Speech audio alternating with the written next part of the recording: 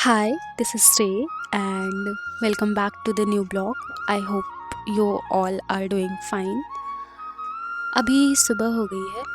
ये साल ख़त्म होने वाला है लेकिन ये जो ब्लॉग है वो कुछ दिन पहले का है क्योंकि मुझे टाइम ही नहीं मिल रहा था एडिट करने का और कुछ भी करने का, तो मैं कर भी नहीं पा रही थी। बट आज टाइम निकाल के मैंने किया है। तो अगर आप इस पे नए हो, इस चैनल पे नए हो, तो मेक श्योर टू सब्सक्राइब। और अगर आप पहले से देखते हैं तो thank you so much for being here.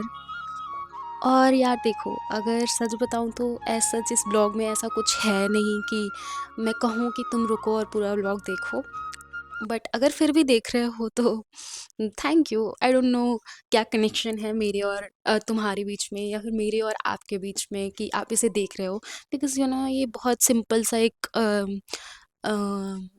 सुबह उठ के अपना बेड बनाना और ये करना वो करना, तो मतलब ये डेली का काम होता है। हम में से बहुत सारे लोग करते भी हैं। तो यही चल रहा है। और ये मैं सुबह उठ के हेयर कॉम्ब क्यों कर रही हूँ, ये हो सकता है आप लोगों के मन में ऐसा क्वेश्चन आए, तो मैं इसको अभी बता देती हूँ। क्योंकि यार देखो, मैंने पहले भी इसके बारे में बात की है, मुझे बहुत सीवियर हेयर फॉल हो रहा है। हेड पेन भी होता है, उसके बहुत सारे कारण हैं। तो अभी जो ठंडी होती है, तो ठंडी में हम जो रज़ाई या फिर ब्लैंकेट या फिर जो वुलन बेडशीट वगैरह यूज़ करते हैं, तो इसमें क्या होता है, रेजिस्टेंस ज़्यादा होता है। जब हम सोते हैं तो मेरे मेरे बाल, स्पेशली लड़कियों के बाल थोड़े बड़े होते हैं। तो अगर वो खोल के सोते हैं ना, तो थोड़ा ज़्यादा रेजिस्टेंस होने की वजह से बाल फँस-फँस के और टूटता है। तो मुझे लग रहा है कि उसकी वजह से भी, और ऐसे जब उसकी वजह से फँस-फँस के ना थोड़े से उलझ भी जाते हैं, तो मुझे उलझे बाल लो उससे थोड़ी-सी दिक्कत होती है। तो जैसे ही मैं जगी वैसे ही आई मेक श्योर कि पहले वो मतलब मेरे सामने ही कोम्ब दिख गई तो मैंने कर लिया। फिर मैंने ब्रश किया और अपने लिए बनाया नाश्ता। मेरे पास ऑलरेडी चावल रखा हुआ था, तो मैंने थोड़ा-सा चावल फ्राई किया, मतलब फ्राइड राइस बनाया। अच्छे कूल शब्दों में बोले तो मैंने फ्राइड राइस बनाया और चाय बनाया। और उसके बाद अभी मैं लेके बैठूँगी और मैं थोड़ा-सा पॉलिटी पढ़ रही हूँ। पॉलिटी इसलिए पढ़ रही हूँ कि मतलब जो सेंटर स्टेट रिलेशन से जहाँ से शुरू होता है पॉलिटी में, मुझे वो वाला थोड़ा-सा रिवीज़न करना था, तो मैं वही कर रही थी अपनी नोट्स से। और मुझसे बहुत सारे लोग पूछ रहे हैं कि आप अभी क्या पढ़ रहे हो, किसकी नोट्स पढ़ रहे हो? तो यार मैं कोई अलग से कुछ भी नहीं यूज़ कर रही हूँ, मेरी जो नोट्स मैंने पहले से बनाई है वो नोट्स पढ़ रही हूँ। और मैं एनसीईआरटी भी पढ़ रही हूँ थोड़ा-सा, जो क्लास 11th और 12th की एनसीईआरटी है, वही दोनों पढ़ रही हूँ और उसके अलावा मैं अपनी नोट्स पढ़ रही हूँ। कभी-कभार मैं कुछ ऐसा एक सेक्शन होता है जो मुझे लगता है कि थोड़े-सा और मेरे नोट्स में इसमें कम है, तो मैं कभी लक्ष्मीकांत देख लेती हूँ थोड़ा बहुत। मोस्टली मैं अपनी नोट्स ही फ़ॉलो करती हूँ। ज्योग्राफ़ी वगैरह की नोट्स ना मेरी बहुत अच्छी है, तो मैं वही फ़ॉलो करती हूँ। तो एज़ सच इकोनॉमिक्स के लिए तो मैं टोटली अपने नोट्स पे ही रिलाई की हूँ, along with the current affairs and जो जो मंथली मैगज़ीन्स वगैरह आती हैं, उसमें जो रिलेटेड टॉपिक रहते हैं, तो वो सब मैं अपनी नोट्स से ही फ़ॉलो कर रही हूँ। I am not going to collect all the material जो भी अभी मार्केट में अवेलेबल है या फिर जो नया मटेरियल आ रहा है, मैं वो सब कुछ भी नहीं कर रही हूँ। मैं सिर्फ़ करंट अफेयर्स पढ़ती हूँ, न्यूज़ देखती हूँ फर्स्ट पोस्ट पे mostly. Hi, let's talk about Sparky AI. Sparky AI एक एआई बडी है जो कि आपकी हेल्प करता है इंग्लिश स्पीकिंग में।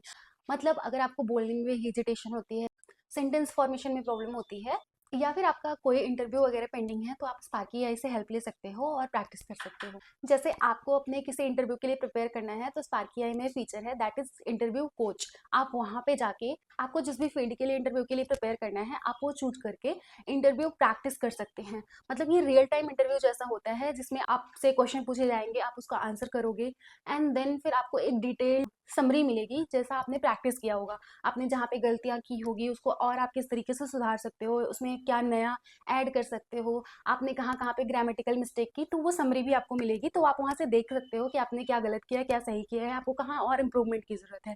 और स्पार्की एआई का यूज़ आप डे टू डे लाइफ में भी कर सकते हो। जैसे वहाँ पे एक ऑप्शन है लर्न विद न्यूज़, तो जो भी न्यूज़ में आया रहेगा उस दिन, उससे रिलेटेड जो न्यूज़ रहेगी, उससे रिलेटेड जो टेक अवेज रहेंगे, वो आप देख सकते हो।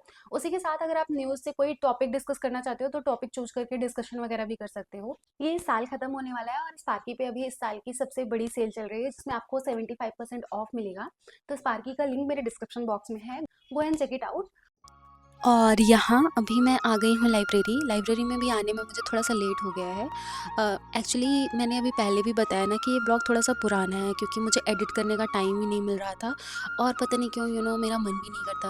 बिकॉज़ आई फ़ील लाइक कि मैं थोड़ा-सा भी एक्सप्लोर करना चाहती हूँ कि मैं कुछ ऐसे स्टडी से रिलेटेड कंटेंट बनाऊँ, लाइक जैसे पढ़ाने से रिलेटेड। पर ये वाला जो चैनल है ना, वो उससे रिलेटेड है नहीं। मैं अगर पढ़ाने का कुछ बताऊँगी ना, पढ़ाने का, जैसे लाइक अभी सेंटर स्टेट रिलेशन है, उसको मैं पूरा चाहूँ तो एक्सप्लेन करके समझाऊँ, बट वो टीचिंग्स उसमें चला जाता है, तो इसी वजह से मैं ऐसा कुछ मतलब अभी इस पे नहीं करना चाहती। और वो बहुत ज़्यादा टाइम टेकन भी होता है ना, क्योंकि लोगों को ना, मतलब लिटरली मैं बताऊँ कि लोगों का इतना वो जो क्या अटेंशन स्पैन है ना, इतना कम हो गया है। और उसके साथ साथ लोगों को ना बहुत चटपटी टाइप चीज़ देखने में मज़ा आती है, लाइक उसमें बहुत कुछ ऐसे ड्रामा रहे, वीएफएक्स रहे, ये सब रहे, वो सब रहे, और थोड़ा वैसे आवाज़ रहे, तो उसमें बहुत मेहनत लगेगी। और मैं अभी इतनी हैवी एडिटिंग और इन सब चीज़ों के लिए रेडी नहीं हूँ, तो फिर मैं नहीं करती हूँ, मतलब ऐसे नॉर्मली पढ़ने वाला ही ब्लॉग डाल देती हूँ। बाय द वे मेरा जो आईपैड है, मतलब iPad is the best decision. मैंने अपनी ज़िंदगी में जितने भी डिसीज़न लिए होंगे, उसमें आईपैड लेने का डिसीज़न मेरा सबसे बेस्ट है। लाइक मेरे आईपैड में मेरी सारी नोट्स है, अगर मैं पीसेस के लिए पढ़ना चाहूँ तो सारे घटनाचक्र है, टेस्ट देने के लिए सारे टेस्ट है, और उसके साथ-साथ में टेक्स्ट बुक का ऐप है, उसका भी सब्सक्रिप्शन है मेरे पास। मतलब अगर मैं एक अपना आईपैड रखूँ अपने साथ में, तो मैं समझ लो वो इतनी बड़ी-बड़ी किताबें, लाइक लक्ष्मीकांत, ये वो फलाना-ढिमका, जितनी भी मोटी-मोटी किताबें हैं, उन सब का पीडीएफ है। तो मतलब सारा मेरे रूम में जितनी भी बुक्स रखी हैं वो एक तरफ, और मेरा आईपैड एक तरफ रख दो, तो फिर मेरा आईपैड ज़्यादा वैल्यूएबल है comparison to all that notes and all that books and everything. Like जो भी है, सबसे अच्छा, सबसे वैल्यूएबल तो मेरा आईपैड ही है। तो मतलब I just love this device. वैसे लाइब्रेरी आके आई डिड न्यूज़पेपर, उसके बाद न्यूज़पेपर में ही कुछ आर्टिकल रहे थे, उसका मैंने नोट्स बनाया।